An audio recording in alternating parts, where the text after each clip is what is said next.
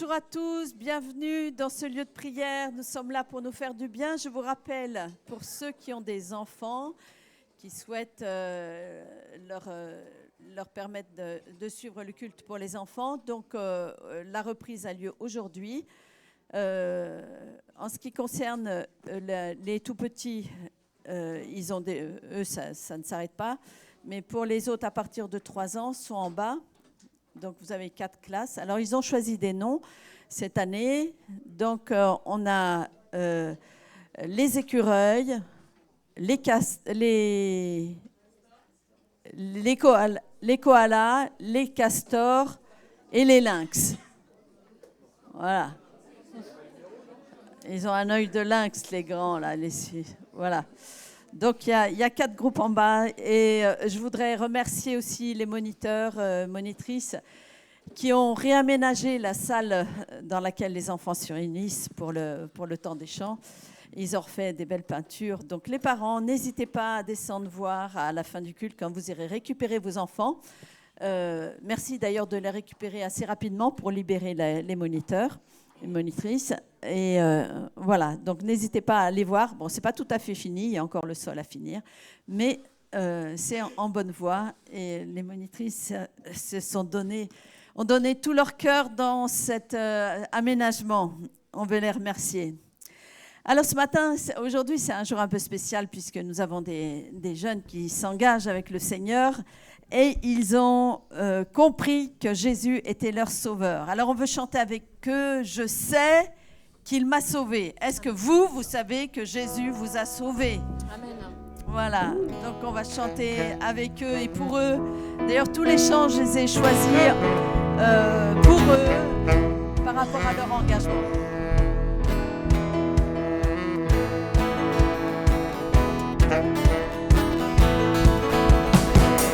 Je sais qu'il m'a sauvé, son sang m'a racheté,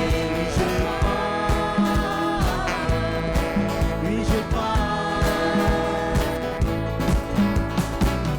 ma honte est enlevée, ma douleur il a guéri, oui je crois.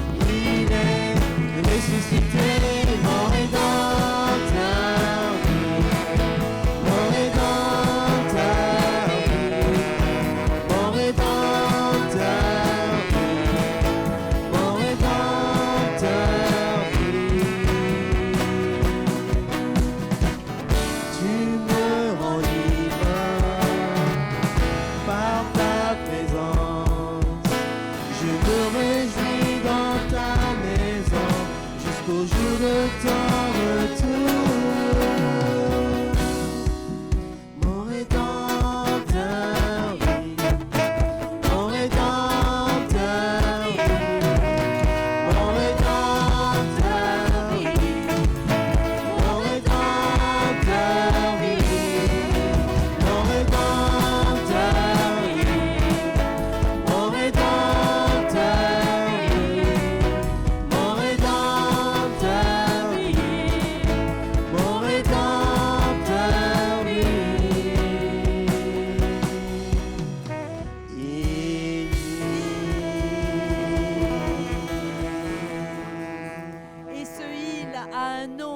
c'est Jésus. Et nous savons que notre Rédempteur, Jésus, le Fils de Dieu, c'est lui qui nous a sauvés. Et c'est auprès de lui que nous trouvons les forces d'avancer jour après jour.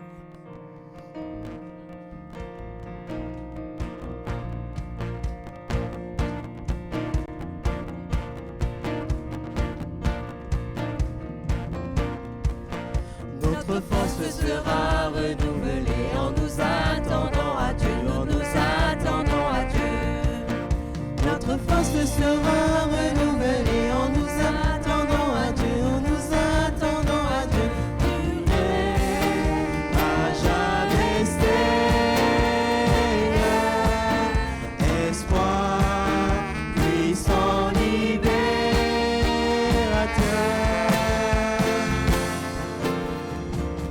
Tu es le Dieu d'éternité, le Dieu d'éternité, jamais lassé, jamais fatigué. Tu es le défenseur du frère, le réconfort du pauvre. Tu nous donnes l'envol comme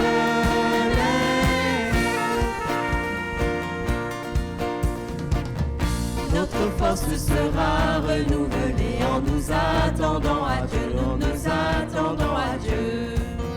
Notre force sera renouvelée en nous attendant à Dieu, en nous attendant à Dieu. Tu règnes à jamais Seigneur, espoir, puissant libérateur.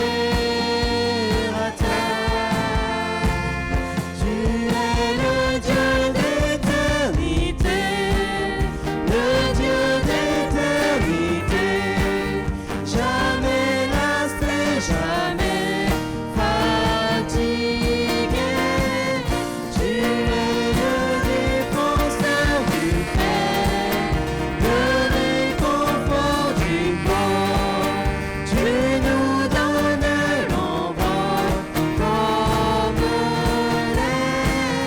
Tu es le Dieu d'éternité, le Dieu d'éternité, jamais lassé, jamais fatigué.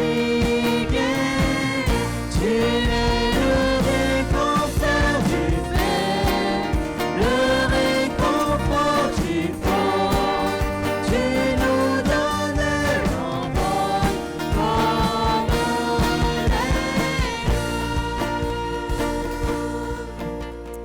Alléluia. Tu nous donnes, tu nous permets de nous envoler comme l'aigle.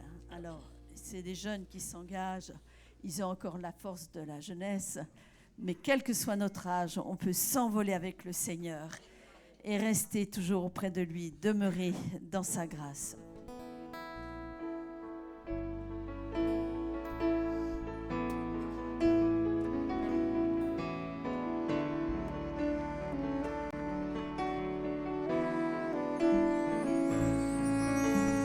Je veux demeurer dans ta grâce. Je n'ai rien à donner, ni rien à te prouver. Je viens m'humilier de ta grâce. Tu me connais si bien, je ne te cache rien. Il n'y a que toi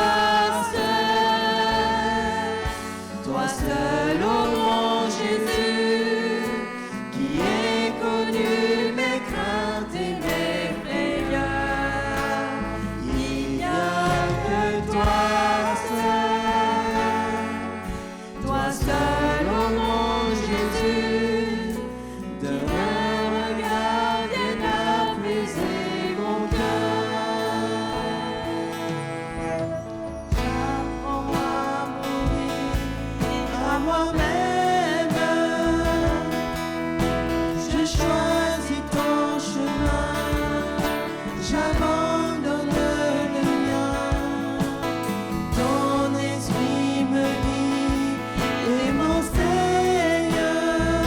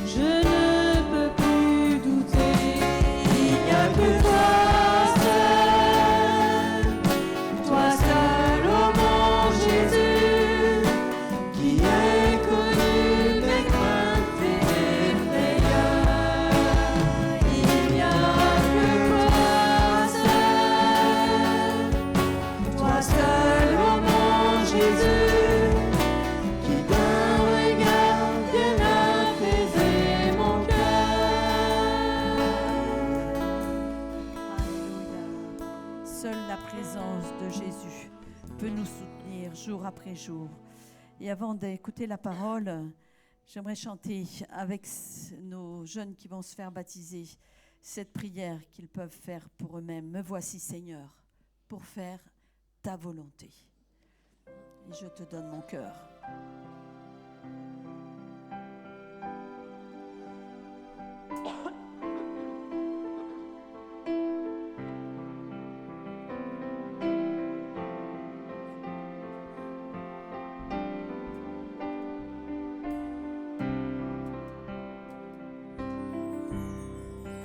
Me voici, Seigneur, pour faire ta volonté. Je te donne mon cœur et toutes mes pensées. Me voici, Seigneur,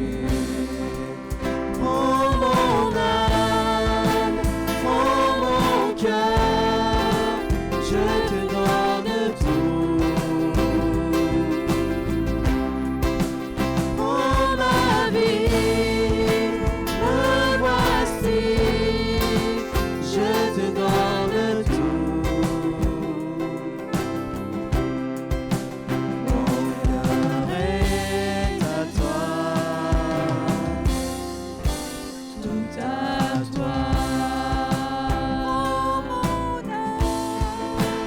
Oh mon cœur, je te donne tout. Oh ma vie, me voici, je te donne tout.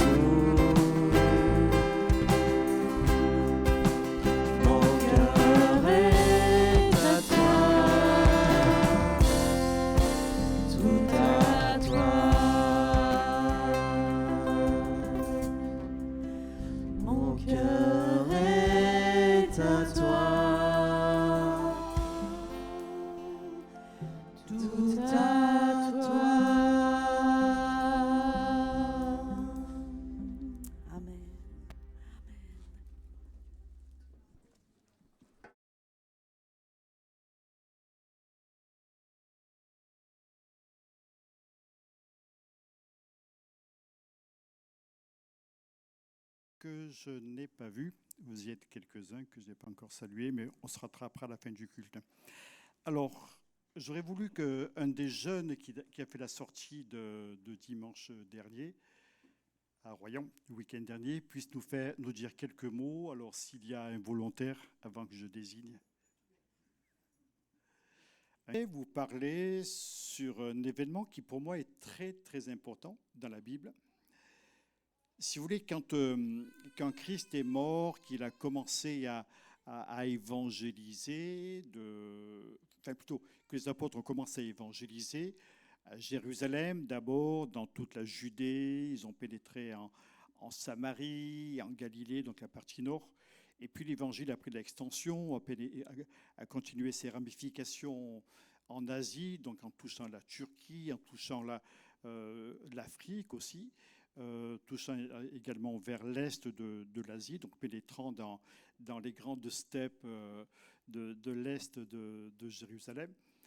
Et puis, bon, l'évangile allait de l'avant. Et puis, à un moment donné, les apôtres ont décidé de continuer l'évangélisation, notamment en Asie, ça se passait en Turquie, et ils ont été arrêtés.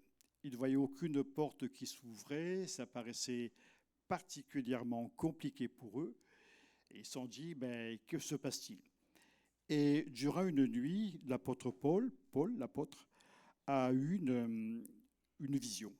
Il est arrivé, il a vu un homme, un grec visiblement, un macédonien, donc une des provinces de la Grèce. Et cet homme lui disait, passe à Macédoine et secours-nous. Et les apôtres, donc Paul et puis toute l'équipe qui était avec lui, en a déduit que Dieu leur proposait d'entrer en Macédoine, qui était donc juste de l'autre côté ce qu'on appelle le détroit du Bosphore, donc juste de l'autre côté, pénétrer en Macédoine et de là pénétrer en Europe. Alors moi, ça me touche profondément quand je pense à cet épisode, ce que je me dis, l'Évangile a commencé à venir jusqu'à nous. Ça se passait il y a 2000 ans, mais il avait pénétré en Asie, il avait pénétré en Afrique, et il n'était toujours pas arrivé en Europe. Et il est arrivé enfin en Europe. Et j'aimerais vous parler de la première femme qui s'est convertie. Elle s'appelait Lydie, et on va lire son histoire, si tu veux bien. Voilà. Le jour du sabbat, nous nous sommes rendus hors de la porte vers une rivière où nous pensions. Alors, c'est dans les Actes, chapitre 16, verset 13, si vous prenez des notes et si vous les cherchez dans vos Bibles. Actes, chapitre 16, verset 13. Le jour du sabbat, nous nous sommes rendus hors de la ville, hors de la porte, vers une rivière où nous pensions que se trouvait un lieu de prière. Nous sommes assis et nous avons parlé aux femmes qui étaient réunies. L'une d'elles, appelée Lydie, marchande de pourpre, donc c'était des tissus qu'elle teignait en couleur rouge, de la ville de Thyatire, était une femme qui craignait Dieu et elle écoutait. Le Seigneur lui ouvrit le cœur pour qu'elle soit attentive à ce que disait Paul. Lorsqu'elle eut été baptisée, verset 15, avec sa famille, elle nous fit cette demande, « Si vous me jugez fidèle au Seigneur, entrez dans ma maison et demeurez-y. » Et elle nous pressa en insistant. Comme nous allions au lieu de prière, donc on va s'arrêter là. Voilà. Merci beaucoup. Tu peux revenir à la première diapo si tu veux. Merci. Alors, j'ai pensé à cette femme parce que, si vous voulez, quand je fais les préparations au baptême avec les candidats qui demandent le baptême, il y a une question et il nous est dit, il y a 3 personnes qui sont mises en cause, si vous voulez. Il est parlé de Lydie, il est parlé de Paul et il est parlé de Dieu. Et quand ma question est celle-ci dans le dossier du baptême, que faisait Lydie ?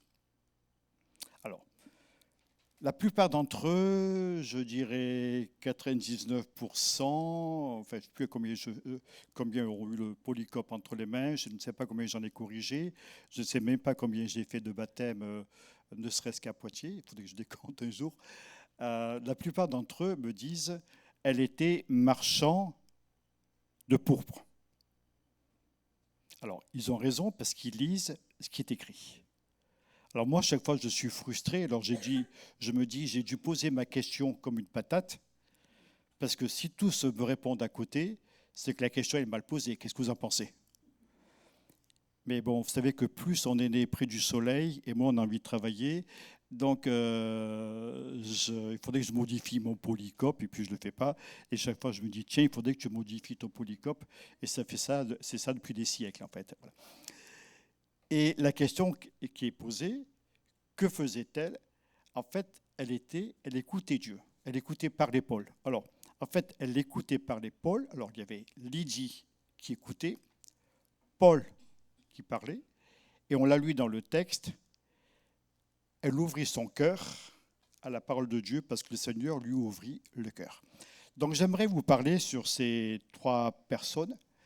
Ce qui m'a un petit peu surpris, c'est encore un peu en annexe de ma prédication, avant qu'on aborde chacun des éléments, des points que je vais vous proposer, c'est qu'il n'y a que des femmes en train de prier auprès d'une rivière. Ça ne vous interroge pas ? Bon, heureusement, il y a des hommes dans l'assistance. Sur les 3 personnes qu'on baptise, il y a un homme. Merci, Eraste. Tu soutiens la corporation. Voilà. Donc, il y a donc 3 personnes qui sont là. Je dirais il y a 2 tiers de femmes et 1 tiers d'hommes. C'est à peu près ça. C'est à peu près le profil que l'on retrouve dans les églises. Et là, il n'y a que des femmes. Ça m'interrogeait. Pourquoi que des femmes ? Est-ce que ce n'est pas une affaire d'hommes ? On fait souvent de la religion une affaire de femmes, une affaire de vieillards, une affaire d'enfants, mais pas du tout les hommes. Vous savez que traditionnellement, en France, pendant que les femmes sont à la messe, les maris sont où ? Au bistrot. Là, vous connaissez bien notre vie sociale française. Mais en tout cas, ce n'est pas là-dessus que j'aimerais vous parler, quoique je trouve que ça serait intéressant un jour d'en faire un propos. En tout cas, plusieurs leçons sont à considérer dans notre texte. D'une part, elles concernent l'attitude de Paul, qui est en train de parler, d'une femme qui s'appelle Lydie et qui l'écoute, et de Dieu qu'on ne voit pas, mais qui travaille dans le cœur de Lydie. Vous avez compris mon plan, il est simple. Rien n'est plus simple que ça. Pour une fois, tu vas être clair, Gérald. Alors, j'aimerais vous parler d'abord sur Lydie, l'une d'elles appelée Lydie. Alors, bon, je ne vais pas faire un cours d'histoire sur elle, puisque je ne connais pas grand-chose, finalement. On sait qu'elle vient d'une ville située à 300 km. C'est une marchande. Vous savez que par définition, un marchand, c'est quelqu'un qui marche pour vendre son bien, pour vendre sa marchandise. Et on va essayer de voir ce qui la caractérise. La première chose qui me frappe, c'est que la Bible nous dit qu'elle craignait Dieu. C'est-à-dire qu'il y avait dans son cœur un intérêt pour les choses de Dieu. Elle craignait Dieu. La Bible nous dit que la crainte de l'Éternel, c'est quoi ? Le commencement de la sagesse. Et cette femme, dans sa crainte de Dieu, avait quelque chose de vrai, d'authentique. Elle s'intéressait au Seigneur. Craindre Dieu, parfois on se dirait, oui, mais alors attends, Dieu est amour, il se révèle comme un père. Est-ce que c'est normal d'avoir des craintes de lui? En fait, la crainte dans ce contexte-là, c'est plutôt le respect. Alors, je suis comme vous, hein, j'ai eu un papa qui est décédé malheureusement maintenant. Je vous avoue que je craignais mon père quand j'étais enfant. Il avait des mains, quand je les regardais, je me disais, c'est pas possible d'avoir des mains pareilles, surtout quand elles étaient en contact avec mes fesses, c'était pas du tout ce que j'ambitionnais. Par contre, il était très fort. Et quand on se baignait dans les rivières, dans les Hautes-Alpes, il nous portait tous les enfants, mon frère et moi, sur son dos. Et je trouvais ça remarquable que papa arrive à nager dans une rivière en nous mettant sur son dos. À mon avis, on devait pas être très, très épais. Mais enfin, à l'époque, j'étais drôlement impressionné. Donc j'étais impressionné, j'avais une forme de crainte par rapport à lui. Et en même temps, pour moi, c'était mon refuge. Je savais qu'il m'aimait. C'était mon père. Et la crainte que j'avais était davantage faite de respect pour l'homme qu'il était, pour le papa qu'il était. Et je trouvais cela important. Je crois que nous tous, on a une grande vision du Père. Surtout les garçons, c'est étonnant. On est souvent très admiratifs de notre Père. Et je regarde vraiment, quand je pense à Dieu, je pense à mon Père. Un petit peu la même caractéristique, quelqu'un de fort. Je n'avais pas peur et en même temps, je le craignais. Vous voyez un petit peu le paradoxe? Et quand je pense à Lydie, elle craignait Dieu, un peu comme nous, chrétiens, nous craignons Dieu aussi. On ne veut pas lui déplaire, on essaye de bien faire les choses, de le respecter, parce que pour nous, la crainte, c'est du respect. Vous voyez la nuance? C'est dommage que la Bible utilise systématiquement le mot crainte, alors que ce serait plutôt elle le respecter. Vous voyez un petit peu, ça serait peut-être un petit peu d'une manière de concevoir les choses. Quand on respecte quelqu'un, on a envie de le connaître. Je trouve important de cultiver l'amitié, les relations humaines. Ça nous permet de connaître les autres. Pas forcément de les craindre, mais en tout cas de les respecter. Et parce qu'elle désirait connaître Dieu, parce qu'elle le craignait, elle voulait en savoir plus sur lui. Alors, déjà, j'arrive à une première chose dans ma tête. La crainte qu'elle avait de Dieu, la prière qu'elle faisait, cette relation qu'elle avait ne pouvait aucunement la sauver et l'aider à rencontrer Dieu. Il fallait autre chose. Il fallait qu'elle ouvre son cœur à la parole de Dieu. C'est cela, la foi. Première chose, elle craignait Dieu. Deuxième chose, elle écoutait la parole de Dieu. La Bible déclare « La foi vient de ce qu'on entend et ce qu'on entend vient de la parole de Christ ». Est-ce qu'on ne pourrait pas le dire ensemble, ce texte qui est capital, je trouve, dans la vie chrétienne? La foi vient de ce qu'on entend et ce qu'on entend vient de la parole de Christ. Il faut de l'honnêteté pour écouter les autres. Vous m'écoutez, donc il y a au fond de votre cœur une forme d'honnêteté. Vous ne partez pas en courant en vous disant qu'est-ce qu'il raconte, donc vous m'écoutez. Et à partir du moment où on écoute les autres, on va s'ouvrir à ce qu'ils nous disent. Et cette femme, donc, écoutait ce que disait Paul, qui lui parlait de la part de Dieu. Ça veut dire que d'une certaine manière, Dieu lui parlait en direct, au travers de la prédication de l'Évangile. La Bible a des promesses fabuleuses, des promesses de bénédiction pour ceux qui écoutent la parole de Dieu. Elle nous dit, ils sont heureux. Heureux ceux qui écoutent la parole de Dieu et qui la gardent, nous dit l'Évangile de Luc. Tandis que Jésus dirait à un moment donné, mes frères sont ceux qui écoutent la parole de Dieu et qui la mettent en pratique. Et puis on lit aussi dans la Bible que l'écoute de Dieu donne la vie éternelle.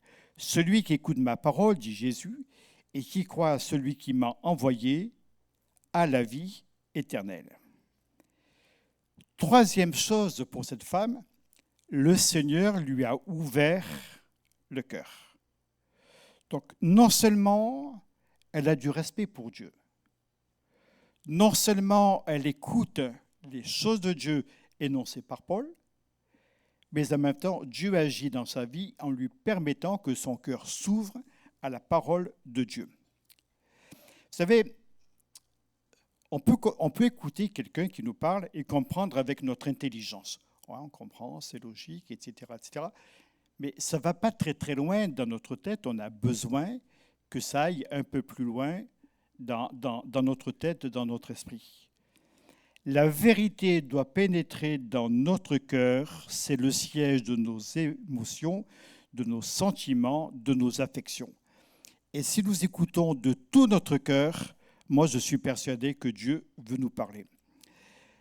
Ceux qui veulent porter du fruit dans leur relation avec Dieu et avec les autres sont ceux qui, ayant entendu les choses de Dieu, les gardent, les respectent, les honorent avec un cœur qui est honnête et bon. Pourquoi son cœur s'est-il ouvert? Pourquoi était-elle différente de ses amis qui étaient là? Pourquoi les hommes n'étaient pas là? Pourquoi cette femme, Lydie, s'est convertie très rapidement et a été la première chrétienne de l'Europe? Oui, historiquement, c'est très important. Ça se passait vers l'an 50, 60 à peu près, après la naissance du Christ. Pourquoi son cœur s'est-il ouvert? Parce que la parole de Dieu répondait à ses besoins. Et les effets sont immédiats dans sa vie.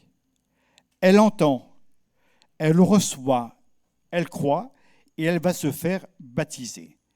Et la Bible déclare dans Marc chapitre 16, « Celui qui croira et qui sera baptisé sera sauvé ».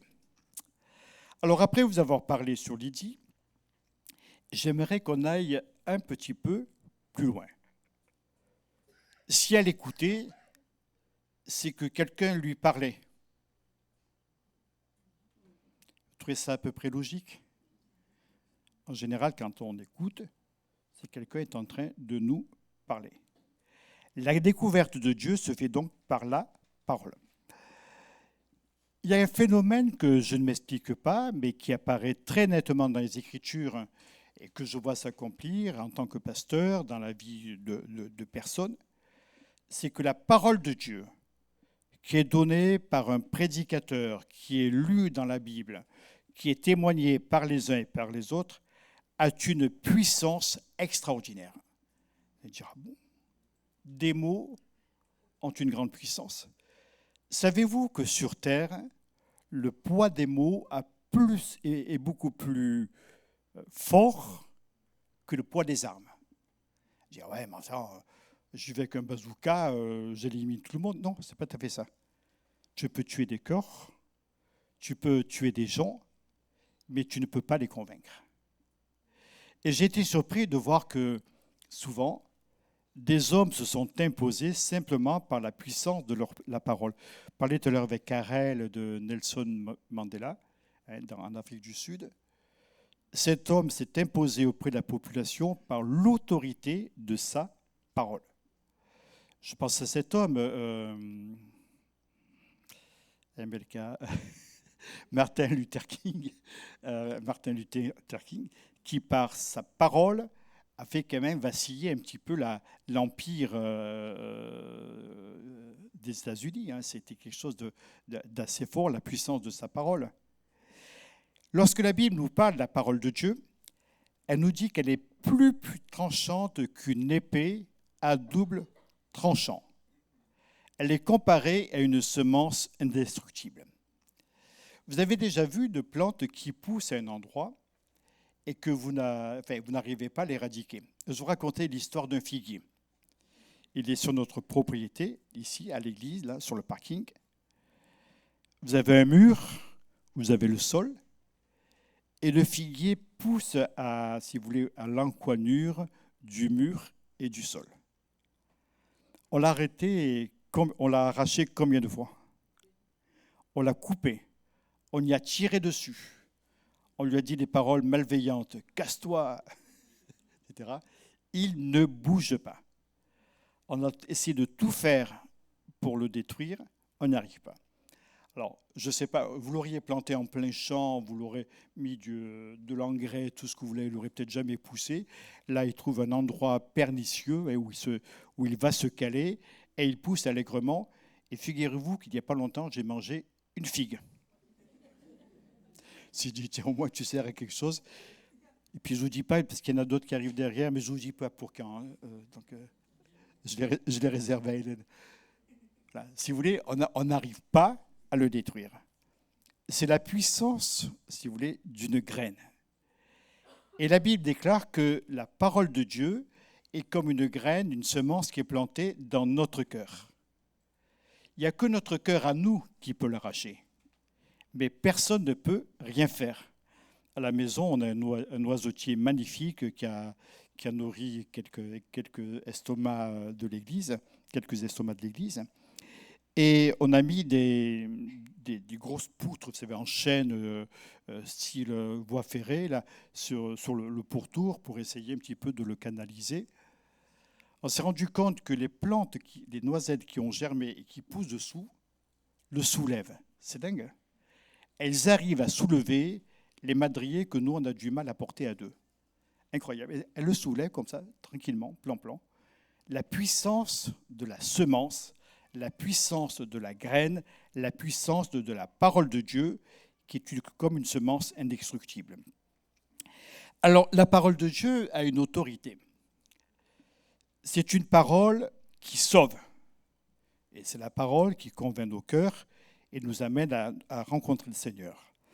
C'est une parole qui guérit. C'est une parole qui console, encourage, régénère. Et peut-être ce matin, alors que nous sommes à l'écoute de la parole de Dieu, pourquoi on ne mettrait pas notre confiance dans le Seigneur en disant « Seigneur, tu as une parole qui guérit, eh bien je veux la recevoir maintenant et être guéri par la puissance et l'autorité de ton nom. » Et moi, je suis persuadé que Dieu est capable de le faire. Il suffit simplement que nous ayons confiance. Et nous savons qu'une parole qui nous guérit, la Bible nous dit que dans les meurtrissures de Jésus se trouve notre guérison. Eh bien, pourquoi ne pas la saisir maintenant comme étant une parole de Dieu qui va me guérir, qui va me relever? Parce que Dieu veut le faire. C'est quelque chose qui est fort en lui. Et aussi bien Dieu est capable de nous convaincre parce qu'il va ouvrir notre esprit, aussi bien Dieu est capable de nous sauver parce qu'il y a un travail qui se fait dans notre âme, et aussi bien Dieu est capable, dites-le avec moi, Dieu est capable de me guérir. Et parce que Dieu veut me guérir, alors je veux recevoir cette bonne parole.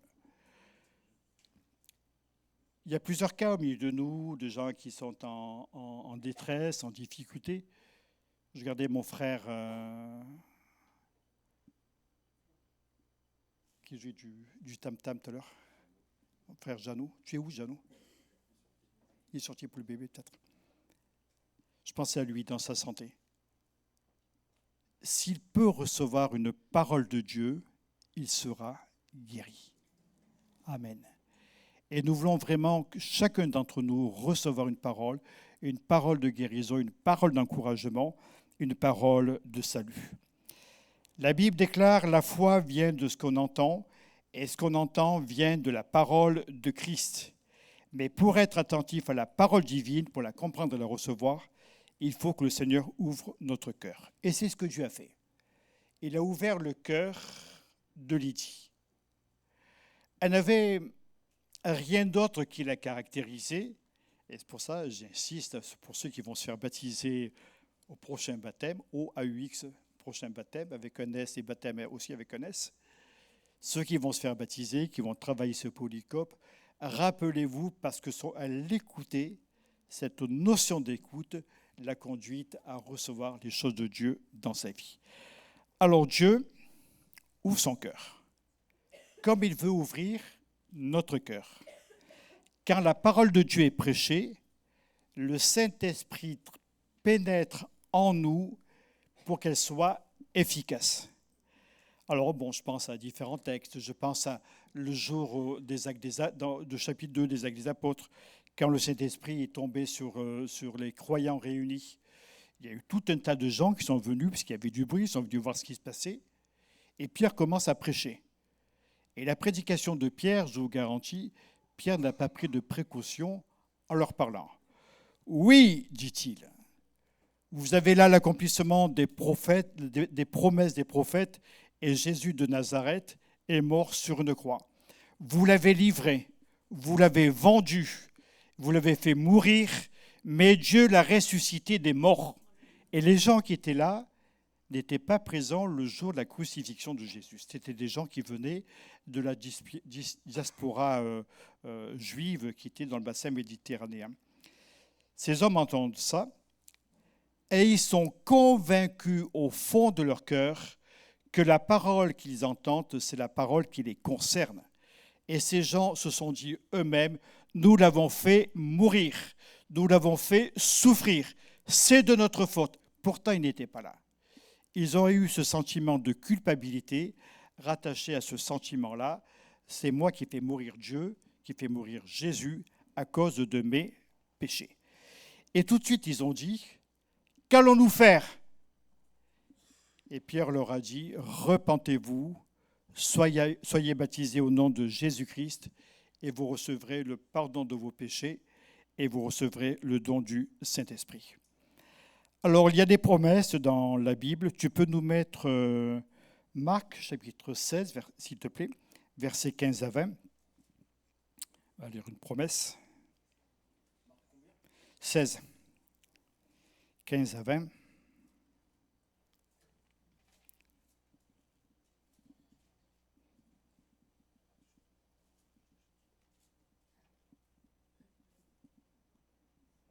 Voilà, sinon vous le cherchez dans vos Bibles. Marc chapitre 16, versets 15 à 20.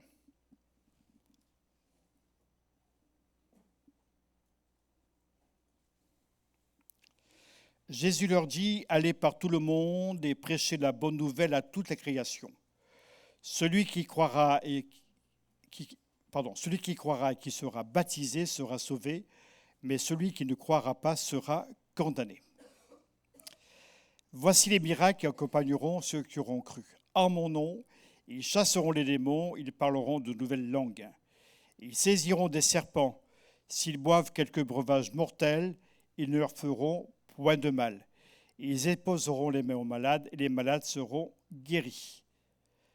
Le Seigneur, après leur avoir parlé, fut enlevé au ciel et il s'assit à la droite de Dieu. Ils s'en allèrent prêcher partout. Ils ont évangélisé toute la terre.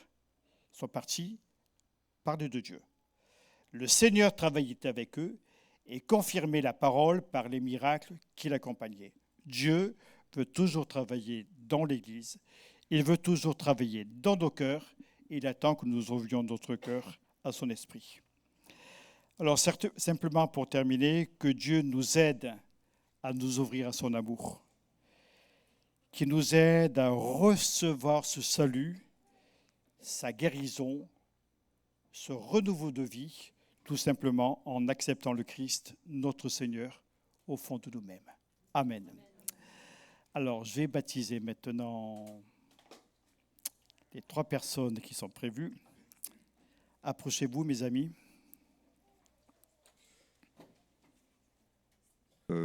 Bonjour à tous, je m'appelle Eraste. Je suis né et donc j'ai grandi dans une famille chrétienne. On allait à l'église, mais j'écoutais jamais rien. Ça ne m'intéressait pas. Pour moi, Dieu a toujours existé, mais ça m'intéressait pas, en fait, tout simplement. Au collège, il me semble que j'ai eu une Bible une fois, et j'en ai pas pris soin du tout. Aujourd'hui, je ne sais même pas où elle est. Je crois que j'ai dû m'en débarrasser à l'époque. Donc vraiment, j'accordais pas beaucoup d'importance à ma foi. J'ai commencé à être attentif à l'église au début du lycée, vers fin 2019. Et puis ensuite, il y a eu le Covid en 2020.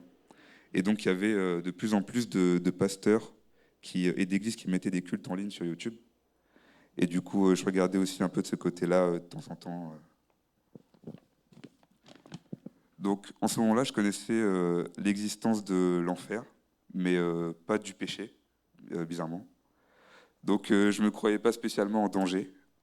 Donc quand on m'évoquait l'enfer, ça me faisait ni chaud ni froid. Mais sur les cultes que je visionnais de temps en temps, ça parlait quand même du péché, ce qui est normal. Petit à petit, je découvrais que j'étais pas si propre que je le pensais. Par exemple, je savais pas que le mensonge était un péché, alors que c'est un peu évident, mais j'écoutais pas à l'église, donc je savais pas. Euh, euh,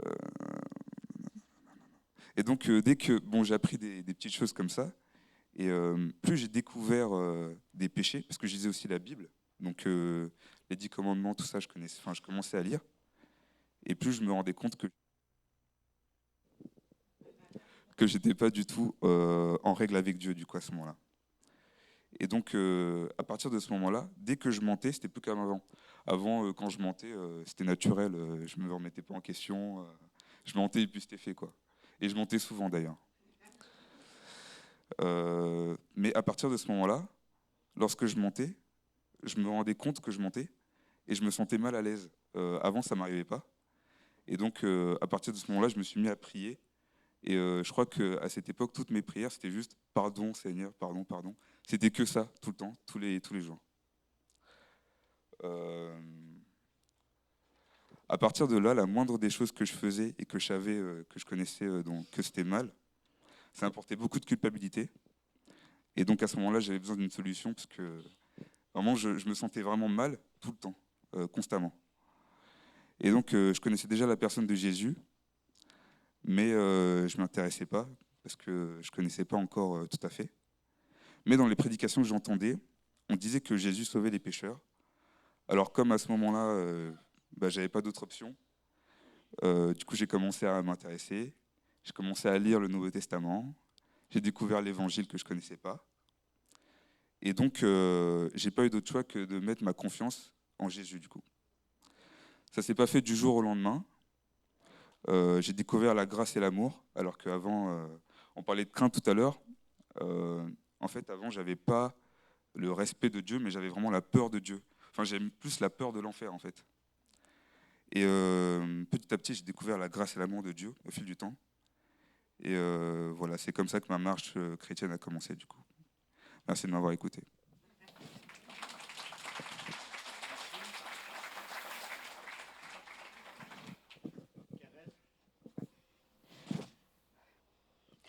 Bonjour tout le monde, moi je m'appelle Karel Douchime.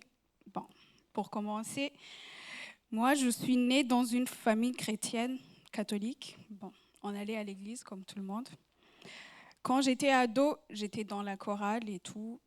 J'étais l'enfant là qui aide le prêtre, genre qui accompagne le prêtre pendant la messe. Mais à un certain moment, j'ai abandonné parce que je voyais que j'ai une grande taille par rapport au prêtre. Et pour dire que j'aimais vraiment Dieu, je priais, je me confessais souvent chez le prêtre.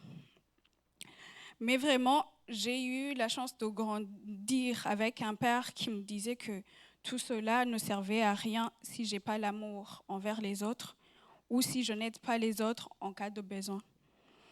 Je remercie Dieu pour cela parce que cela était ancré en moi. Bon. Les choses sérieuses commencent alors en 2015 avec des situations difficiles dans mon pays. Il y avait un coup d'État et ça a raté. Et c'était vraiment comme une guerre dans la capitale. Moi, à 14 ans, voyant tout ça, j'avais plus d'espoir. J'ai baissé même mon rythme de révision parce que je pensais que ça ne sert à rien d'étudier. Alors, moi, je voyais que dans 2 ans, on serait mort. Parce que c'était comme la guerre. Je demandais aussi souvent à mon père pourquoi il n'arrêtait pas le travail, parce que lui, il travaillait loin de la ville et il était toujours sur des terrains. Et je demandais à mon papa, mais pourquoi tu n'arrêtes pas ton travail pour que tu viennes à la maison? Moi, je me disais, vaut mieux mourir ensemble. Je voyais que la mort. Tout cela pour dire que je vivais dans la peur, dans l'inquiétude, comment on va mourir, comment ils vont venir chez nous et tout. Et du coup, je stressais vraiment. J'aimais pas la vie. À n'importe quelle situation, je me plaignais. Pourquoi ça? Pourquoi de telles situations et tout ça? Juste après, avec l'adolescence, je n'allais plus à l'église régulièrement. Mais je me disais, ça va quand même. Je respecte Dieu et je ne fais pas trop de fautes. Et plus je grandissais, plus je commençais à avoir beaucoup d'amis. Et j'ai commencé à aller dans les boîtes de nuit. Et cela ne plaisait pas à mes parents. Mais j'aimais cela quand même parce que je me donnais des excuses comme ça va, je ne bois pas d'alcool. Moi, mon seul objectif, c'est juste danser. Du coup, ça va, je peux. Et je recommençais. Après tout cela, le vrai déclic a commencé lorsque j'ai rencontré une jeune fille qui est venue chez nous. Elle était protestante. Chez nous, protestante, ce qui n'est pas, la personne qui n'est pas catholique ou musulmane, c'est protestante. Et elle m'a expliqué avec des versets sur le baptême et le vrai salut. Au début, j'avais des doutes dans mon cœur. Et dans cette période-là, je me posais beaucoup de questions sur les religions. Pourquoi il y a tant de miracles chez les protestants, mais pas pour les catholiques? Je me demandais aussi peut-être que je suis dans la mauvaise direction en fait. Pourquoi telle chose dans cette église et pas chez nous? Et grâce à une cousine, j'ai pris la décision personnelle de marcher avec Jésus-Christ. La suite est que, après tout cela, après de faire une décision, moi je me sentais en règle avec Dieu, alors que j'avais encore mes vieilles habitudes de me plaindre après chaque mauvaise situation et de sortir beaucoup en boîte de nuit. Mais quand même, là je commençais à culpabiliser. Après, j'ai commencé à m'intéresser beaucoup à la parole de Dieu. Et donc, je cherchais des vidéos et des prédications des pasteurs. Et je priais. Et plus je priais, plus je constatais que, au fait, j'ai plus envie de sortir dans des boîtes de nuit et tout. Et aussi, ce qui m'a vraiment étonnée, avant de venir ici en France, on m'avait refusé un visa. Et du coup, mais à cette époque-là, à cette période-là, je me demandais pourquoi j'ai la paix, alors que c'était moi qui stressais de tout et de rien. Je me plaignais beaucoup. Je pleurais et tout, comme toujours. Et à cette époque-là, à cette période-là, j'ai compris que, en fait, on perd du temps à s'occuper des choses que Dieu seul peut faire.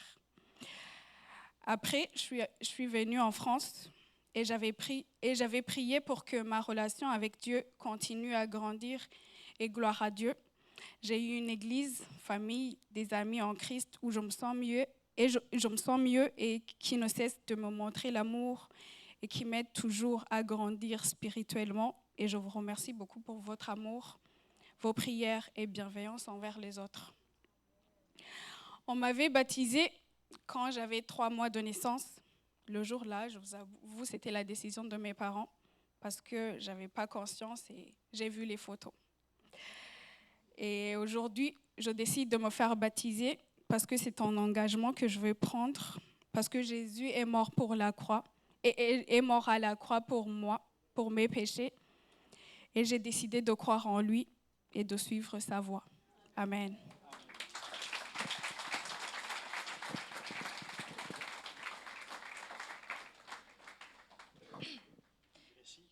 Grécie. Bonjour. Je me représente. Je m'appelle Grécie. Je suis très contente de tous vous voir aujourd'hui. Merci. Et donc, je commence d'abord par remercier Dieu, parce que c'est vraiment une grâce pour moi de me tenir ici, devant vous et de vous faire part de ce qu'il a fait pour moi. Je le rends grâce parce que j'ai une famille incroyable. Mes parents ne sont pas là aujourd'hui, mais gros cœur sur eux, ils sont merveilleux.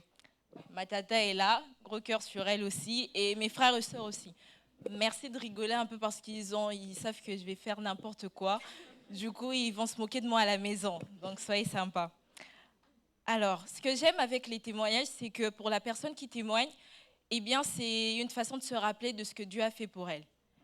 Et pour ceux qui entendent le témoignage, ça redonne de l'espoir. En tout cas, c'est l'effet que j'ai eu à chaque fois que j'ai entendu quelqu'un témoigner. je vais illustrer pour introduire la suite. Eh bien, pour ceux qui ne le savent pas, j'ai passé mon épreuve du bac l'année dernière et je remercie toute l'Église pour vos prières et votre soutien. J'ai eu mon bac, oui. Et donc, j'ai appris beaucoup de choses.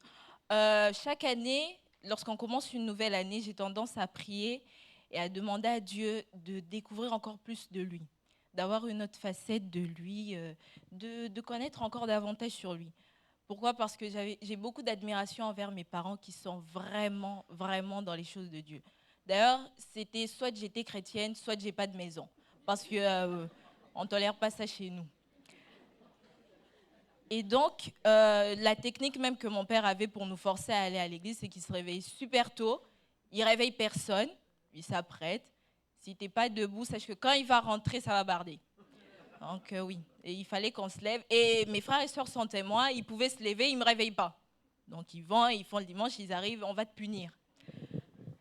Alors, pendant mon épreuve du baccalauréat, pour ceux qui ne savent pas, j'avais déjà passé mon bac dans mon pays d'origine. Et je suis arrivée ici, on m'a dit, tu vas le repasser. Bon, j'avais une année d'avance, donc ça ne m'a pas trop dérangée. Je me suis dit, on va essayer, on va voir ce que ça va donner. C'était horrible.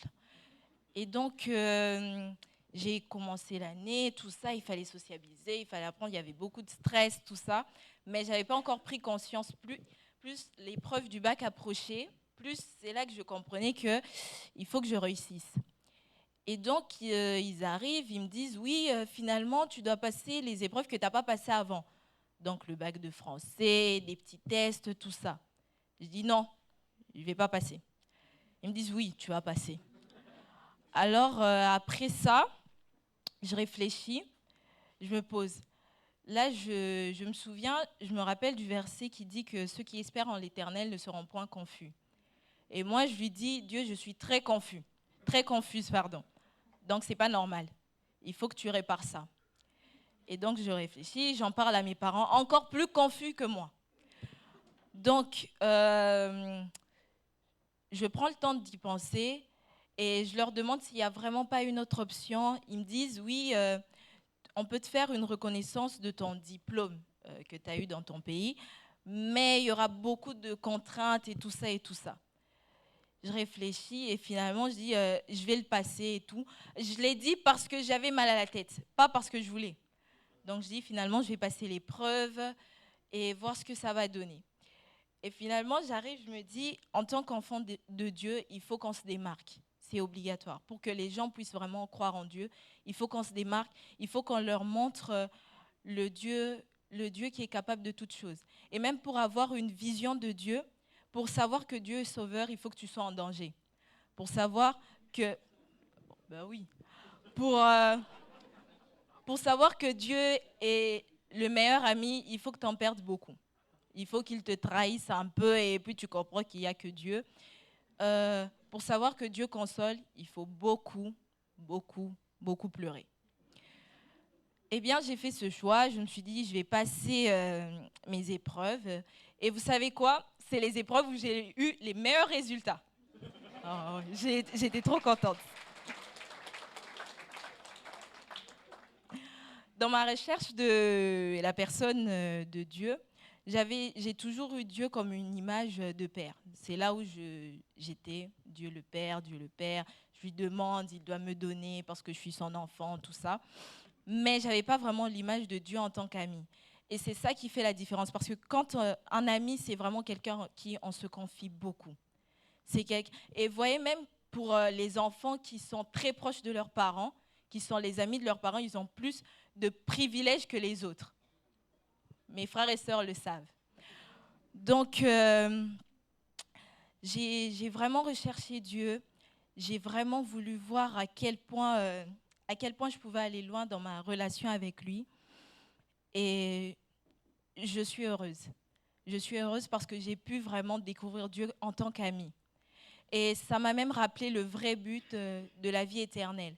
Parce que dans Jean 17, on dit que la vie éternelle, c'est que nous connaissons Dieu, le seul vrai Dieu, et c'est celui qui a envoyé Jésus-Christ.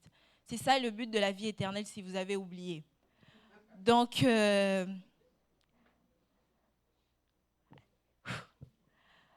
Donc, je me suis rappelée de tout ça. J'ai vraiment fait une vraie rencontre avec Dieu. J'ai vraiment compris qu'il serait là et qu'il est toujours là pour moi. J'ai compris que lorsque je traverserai la vallée de l'ombre de la mort que je n'ai pas envie de traverser, il sera là pour moi. Et une fois de plus, je vous remercie beaucoup parce que, certes, mes parents m'ont fait beaucoup grandir dans ma foi, mais recevoir autant d'amour, de sourire, de gentillesse, d'attention, pourtant vous ne me connaissez pas, c'est vraiment incroyable. Et c'est comme ça que vous exprimez même la personne de Dieu. C'est à travers ce genre de gestes qu'on voit exactement la personne de Dieu.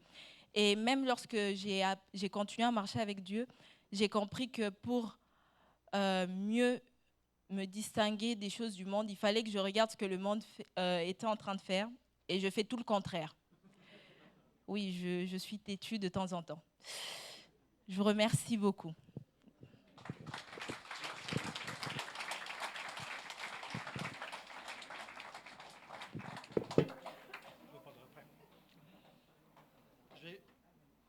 Je vais leur poser des questions à tous les trois, puisqu'ils sont fraîchement émolus de leur polycope qu'ils ont rempli. Alors, je vais vous plonger dans l'eau dans quelques instants, donc vous allez regarder ça, le spectacle vaut la peine. Quand vous pensez à l'eau, ça évoque quoi dans votre esprit ?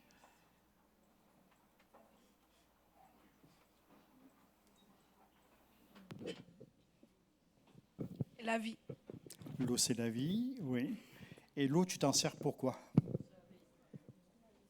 Pour te laver. Tu es d'accord, Eraste ? Et toi aussi ? Donc, on va les plonger. Je vais les plonger dans l'eau. Alors, en fait, je dis que c'est moi qui baptise, mais l'Église est avec moi. Donc, tous ensemble, on ne sera pas tous là en train d'appuyer. Donc, je vais les plonger dans l'eau. Et par définition, donc, l'eau lave. C'est le symbole de leurs péchés qui ont été lavés par la puissance et l'autorité de la parole de Dieu. Et puis, je vous immerge dans l'eau complètement. Rassurez-vous, ça ne durera pas trop longtemps. Et là, ça évoque quoi ? Alors, je vais voir si vous vous souvenez de ce que vous avez appris. Ça évoque quoi ? Le fait que vous soyez complètement trempé dans l'eau, complètement immergé dans l'eau. Ça vous rappelle quoi ?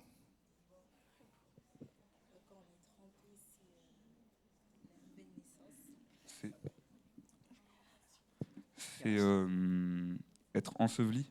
C'est ça. Donc, ça représente comme la mort. On meurt. Vous pouvez mordre encore si vous voulez. Alors, on meurt à notre vie passée. Mais vous allez remarquer, je ne les laisse pas dans l'eau. À un moment donné, ils vont sortir. Et quand vous sortez de l'eau, c'est comme une résurrection. Ainsi donc, le baptême représente ces trois aspects. Premièrement, le fait d'être lavé de nos péchés. Vous êtes d'accord ? Vous êtes d'accord ? D'accord. Deuxièmement, être enseveli dans une mort à nous-mêmes comme une vie passée. Et quand vous sortez de l'eau, c'est une vie nouvelle qui apparaît. C'est comme une résurrection. Alors, dans quelques instants, je vais vous baptiser, mais auparavant, j'aimerais présenter un enfant, ou plutôt une enfant. Alors, est-ce que la maman est là ? Eraste, Seigneur, tu connais son sérieux pour les choses de Dieu, pour les voies de Dieu. Je te demande, Seigneur, de l'aider dans sa marche avec toi et de le remplir de ton esprit, de ta présence, au nom de Jésus. Amen. Amen.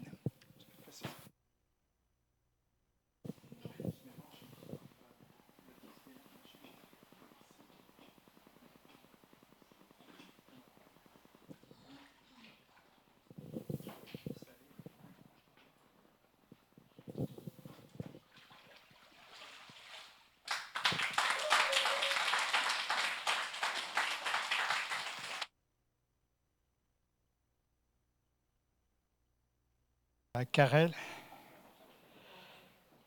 Seigneur, c'est une joie également de baptiser Karel. Seigneur, merci parce que tu as su travailler son cœur. Merci pour son sérieux. pour son amour pour toi, son amour pour chacun de nous. Je te demande vraiment de la bénir, de l'encourager. Et je sais que dans le nom de Jésus, Seigneur, tu veux la conduire jour après jour. Amen.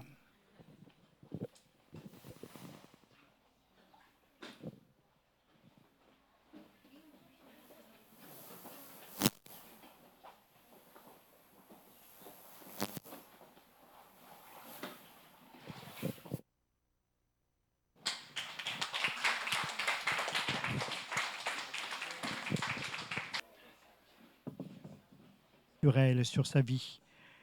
Seigneur, elle a besoin de toi pour que tu la diriges, que tu la conduises.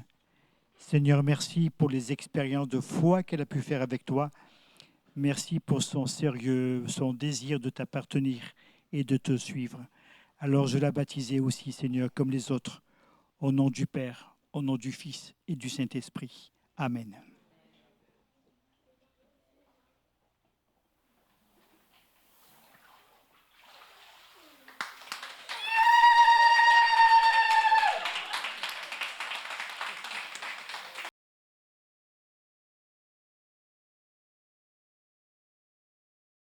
Avant de partager le repas du Seigneur, on veut chanter cette chanson, ce chant qui nous invite à ne pas nous arrêter en chemin. Et c'est aussi pour eux que nous voulons le faire. Ne t'arrête pas en chemin. Tu as pris la route et tu n'es plus très loin. Alors continue.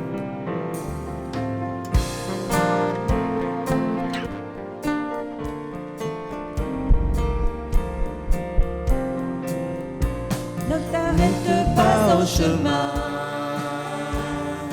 Tu as pris la route et tu n'es plus très loin. Ne t'arrête pas en chemin. Tu t'es engagé, il te tient par la main. Jusqu'au bout, oh, va jusqu'au bout. Jusqu'au bout, oh, va jusqu'au bout. Et même s'il cherche,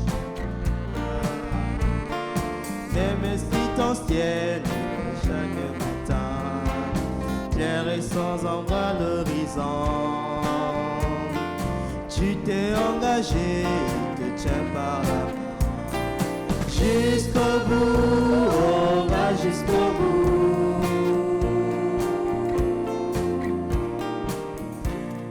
Jusqu'au bout, on va jusqu'au bout. C'est l'enjeu de l'éternel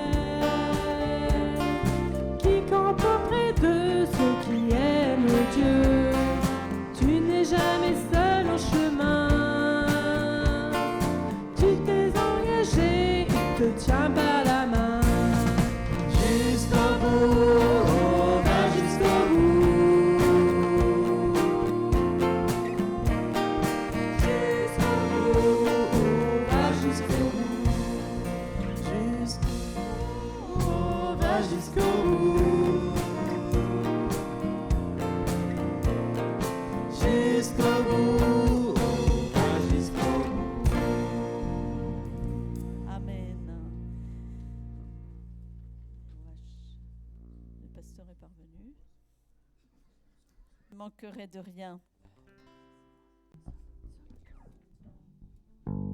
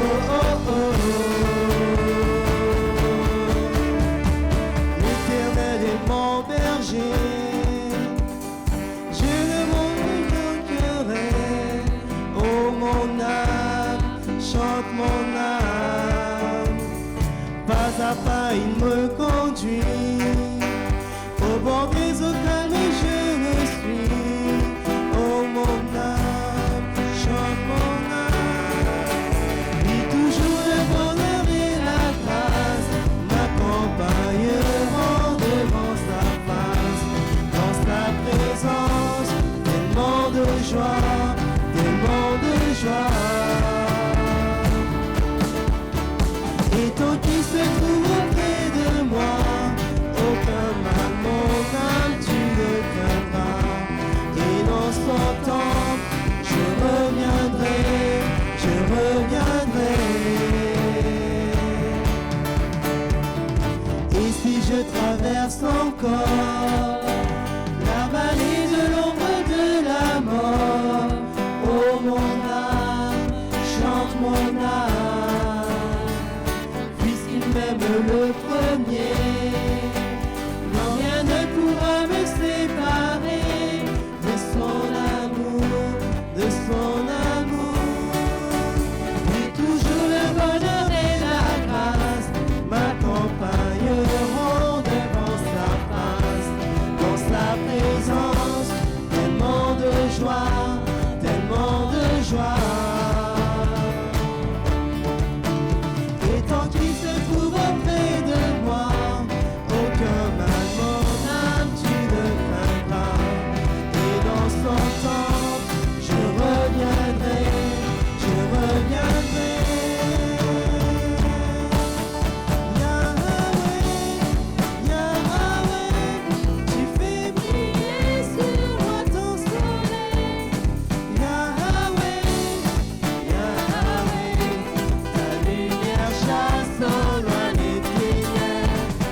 Yahweh, Yahweh, ta parole éclaire mon sentier. Yahweh, Yahweh, Yahweh. Bientôt il viendra me chercher, et dans sa maison j'habiterai. Oh mon âme, chante mon âme, sans cesse jusqu'à son retour. Mon âme chante son amour pour toujours, tous les jours. Et toujours le bonheur et la grâce m'accompagneront devant sa face, dans sa présence, tellement de joie, tellement de joie.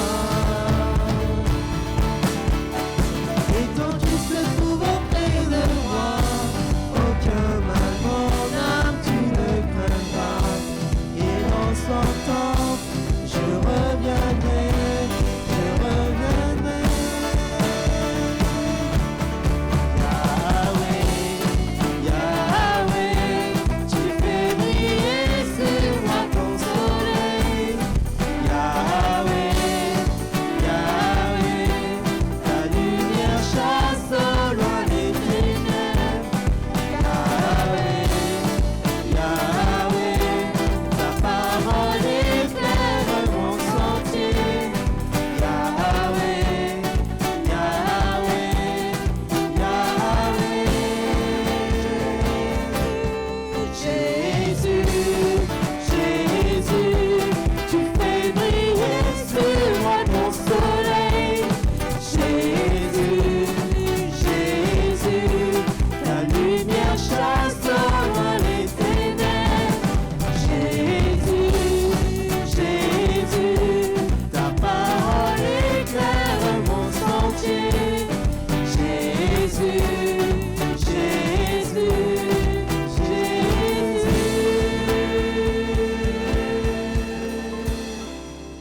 Merci Seigneur. Merci pour ce temps de communion fraternelle que tu nous donnes d'avoir.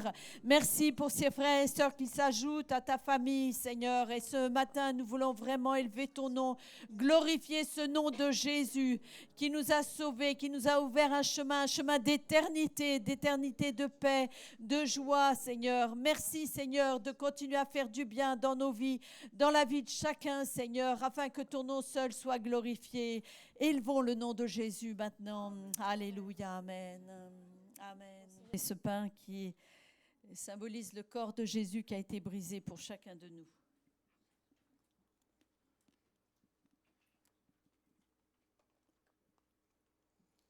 Et ce fruit de la vigne qui nous rappelle le sang de Jésus qui a coulé à la croix pour nous laver, nous purifier de tous nos péchés.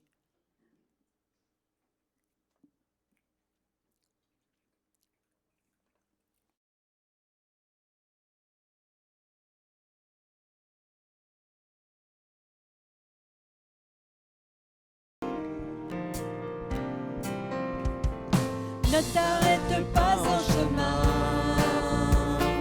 Tu as pris la route, tu n'es plus très loin.